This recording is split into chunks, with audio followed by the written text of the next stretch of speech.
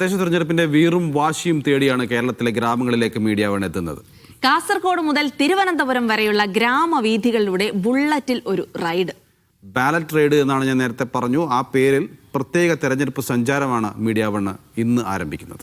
കാസർഗോഡ് ജില്ലയിലെ കർണാടക കേരള അതിർത്തി ഗ്രാമമായ പനത്തടിയിലെ പാണത്തൂരിലാണ് ഇന്ന് ബാലറ്റ് റൈഡ് എത്തി നിൽക്കുന്നത് അല്ലേ? ഈ ബുള്ളറ്റ് ഓടിക്കുന്നത് മഹേഷ് പോലൂർ.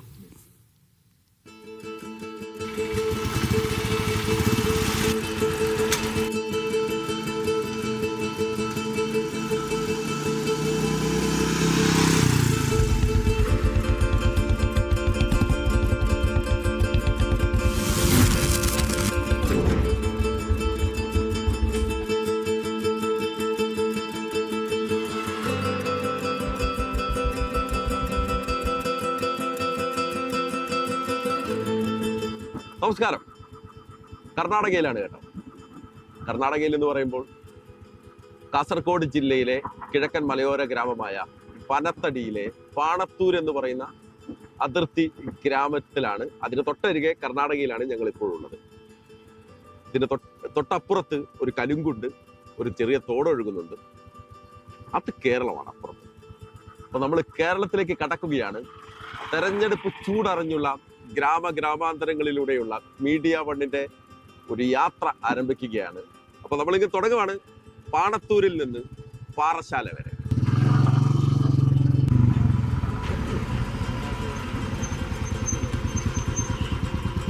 പാണത്തൂരിൽ നമ്മളെ കാത്തിരിക്കുന്നത് 3 മുന്നണിയിലെയും സ്ഥാനാർത്ഥികളും പ്രവർത്തകരും ഉണ്ട്. അപ്പോൾ അതിരാവിലെയാണ്. എല്ലാവരും രാവിലെ തന്നെ വോട്ട് പിടിക്കാൻ ഇറങ്ങി ക്ഷീണിച്ചു വന്ന ആളുകളൊക്കെ നമ്മളിവിടെ കാണുന്നുണ്ട്. കഴിഞ്ഞ 2 ടൈമായി LDF ഭരിക്കുന്ന പഞ്ചായത്താണ്.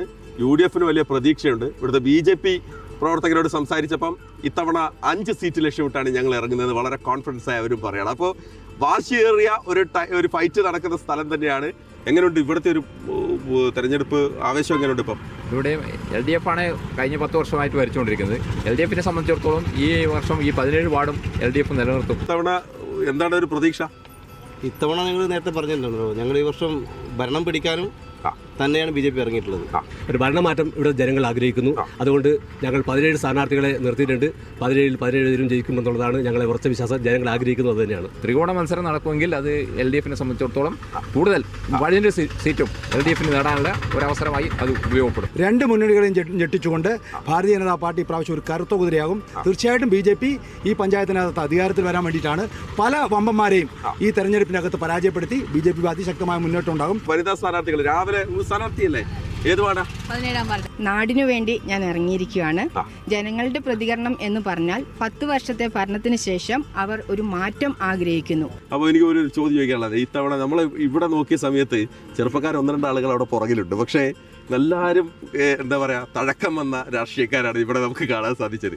ഇത്തവണ യുവാക്കളുടെ ഒരു വോട്ട്, ജെൻസി വോട്ട് എങ്ങോട്ടായിരിക്കും? ഇവിടെ എവിടെയായിരിക്കും? LDF-നാണ്. തീർച്ചയായിട്ടും മാറ്റം ഉണ്ടാവും, വലിയ മാറ്റം ഉണ്ടാവും. ഉറപ്പായിട്ടും മാറ്റം ഉണ്ടായിരിക്കും. വലിയ മാറ്റം പ്രതീക്ഷിക്കുന്നു. ഇതാണ് കേരളത്തിന്റെ പൾസ്. അത് തേടിയാണ് നമ്മുടെ യാത്ര തുടരുന്നത്. അപ്പോൾ ഞങ്ങള് താങ്ക് യു. ഞങ്ങളെ പാറശാല വരെ പോകാനുണ്ട് ഞങ്ങൾക്ക്. അപ്പോൾ നിങ്ങൾക്ക് എല്ലാവരും വോട്ട് വയ്ക്കുന്ന പോലെ നിങ്ങളുടെ അനുഗ്രഹം വേണം. അങ്ങ് വരെ ഓടാനുള്ളതാണ്. ശുഭയാത്ര. Okay, thank U.